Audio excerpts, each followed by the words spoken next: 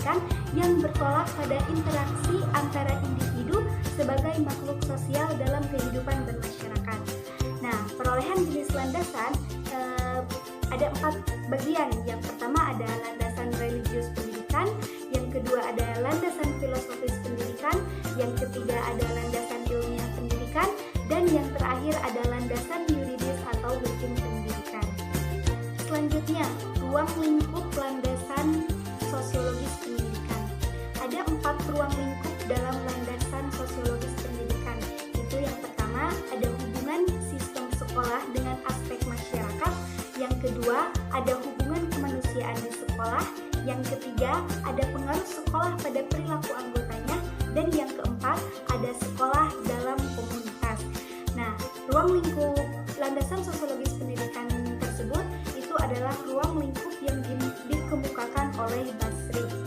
Kemudian ada peran penting sosiologis sebagai landasan pendidikan.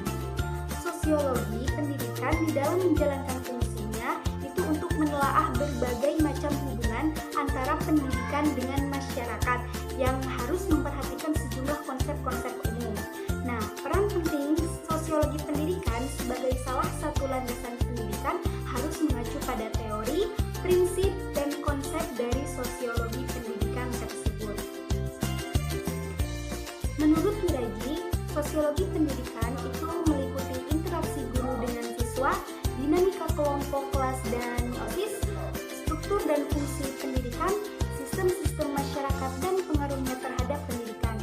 Nah, dari pendapat tersebut bisa disimpulkan bahwa sosiologi memiliki peran penting dalam melaksanakan pendidikan yang baik sehingga tujuan dari pendidikan bisa tercapai.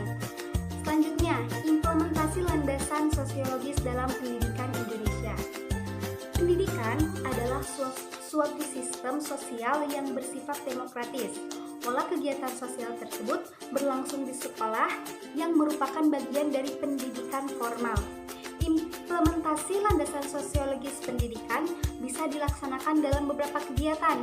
Misalkan dalam pendidikan diantaranya yaitu sosialisasi anak-anak dalam pendidikan, proses sosialisasi anak-anak di sekolah, kelompok sosial dengan berbagai bentuknya termasuk sekolah, nilai-nilai yang ada di masyarakat, serta kewajiban sekolah untuk mengembangkan aspek itu pada diri anak, peranan pendidikan dalam masyarakat atau sosial, dan dukungan masyarakat terhadap pendidikan. Kemudian ada implikasi landasan sosiologis dalam pendidikan di Indonesia.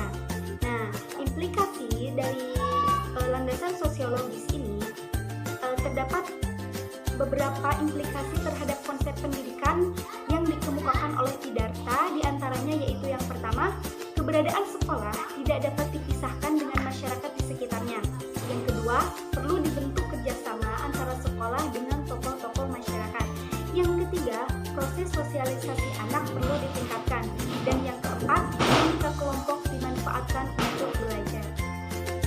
Nah, selanjutnya saya akan membahas landasan antropologis pendidikan. Dimulai dari dasar antropologi pendidikan itu sendiri. Nah, secara harfiah, dalam bahasa Yunani, kata antropologi itu terdiri dari 2 kata. Yang pertama dari kata anthropos yang berarti manusia, dan dari kata logos yang berarti studi. Jadi, antropologi adalah suatu disiplin ilmu berdasarkan rasa ingin tahu tentang manusia. Dengan demikian, ilmu antropologi adalah sebuah kajian ilmu yang mempelajari tentang proses transformasi kehidupan manusia dengan berbagai keanekaragamannya, baik ditinjau dari segi perilaku, budaya, dan sebagainya. Nah, materi kajian dalam antropologi pendidikan itu ada teori-teori dan metode-metode tentang manusia dan masyarakat, sehingga menambah wawasan ilmu pengetahuan dalam ruang lingkup pendidikan tersebut. Kemudian ada pendidikan dan antropologi.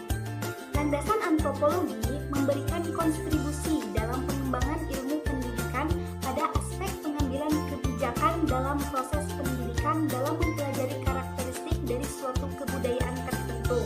Sifat kajian dalam antropologi pendidikan itu sangat menekankan pada perbedaan kelompok manusia, meliputi perspektif dan karakteristik budaya, perilaku, maupun norma tradisi, bahasa, filsafat hidup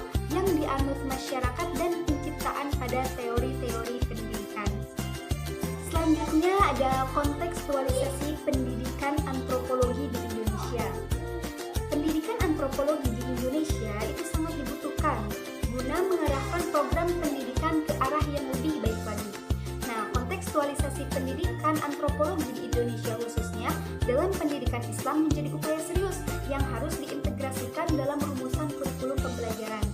Landasan antropologi diupayakan agar dapat mendukung peserta didik dalam pembentukan karakter dan pemahaman multikulturalisme dalam proses pembelajaran, sehingga menciptakan output peserta didik yang memiliki integritas dalam pembangunan bangsa Indonesia ini. Nah, kemudian ada implikasi pendidikan yang berlandaskan antropologi. Intisari dalam pendidikan yang berlandaskan antropologi adalah pendidikan itu harus mengetahui apa yang menjadi kebutuhan pada masyarakat sekitar, baik masyarakat sosiokultural maupun kebutuhan pengembangannya. Kemudian ada antropologi dalam pembangunan Indonesia.